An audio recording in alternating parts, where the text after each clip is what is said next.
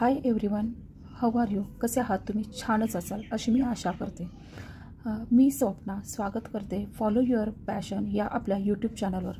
आज मी तुमच्यासाठी English grammar series घेऊन आली आहे, जे की तुम्ही 6वी 7वीपासून शिकत आलात.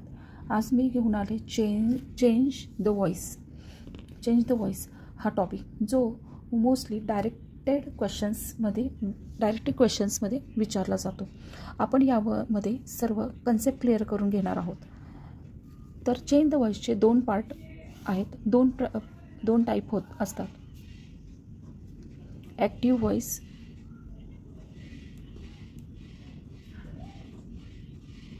आणि पॅसिव्ह व्हॉइस.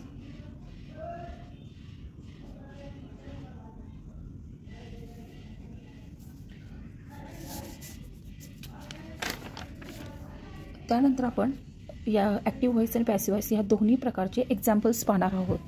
व्हिडिओ जर आवडला तर लाईक करा, कमेंट करा आणि सबस्क्राईब करा.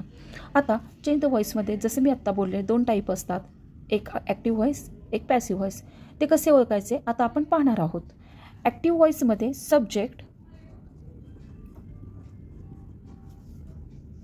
स्वतः काम करतो.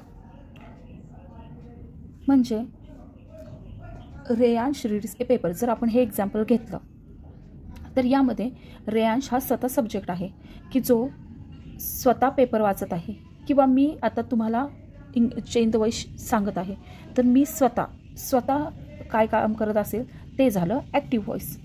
तसेच पॅसिव्ह व्हॉइसमध्ये यामध्ये सब्जेक्ट स्वतः काम करत नाही.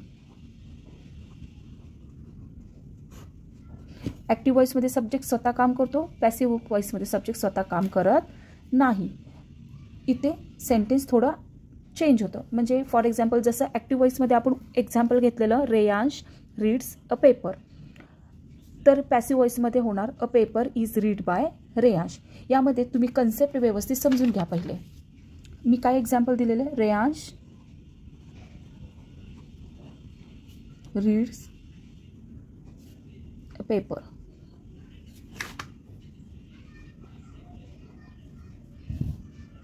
हे झालं ॲक्टिव्ह व्हॉइस. त्याचं पॅसिव्ह व्हॉइस कसं होणार, अ पेपर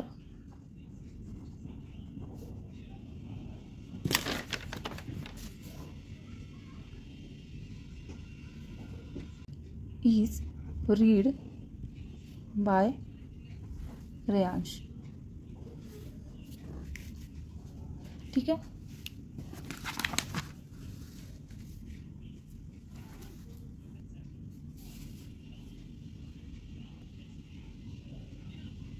यामध्ये सब्जेक्ट स्वतः काम करत नाही.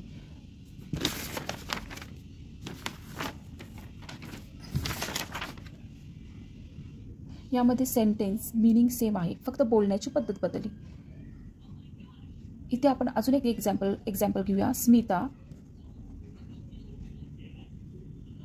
Pledge badminton.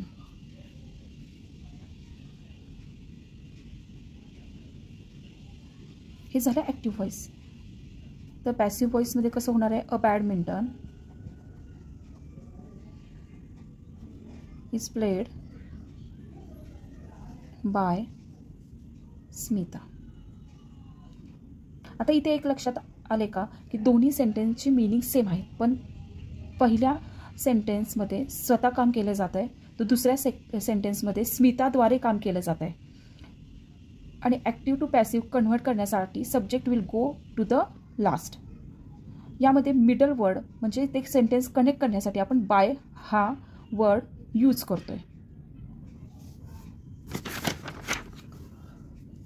आणि इथे वर्ब आपण जे लिहिलेलं आहे सिम्पल फॉर्ममध्ये ते आपण काय करतोय, थर्ड पार्टिसिपेट फॉर्ममध्ये यूज करतोय. आता रीडचं थर्ड पार्टिसिपेट रीडच आहे, पण प्लेचं थर्ड पार्टिसिपेट प्लेड होतं. या पद्धतीने ॲक्टिव्ह व्हॉइसचे पॅसिव्ह व्हॉइस आपण करू शकतो. एवढे सोपे आहे.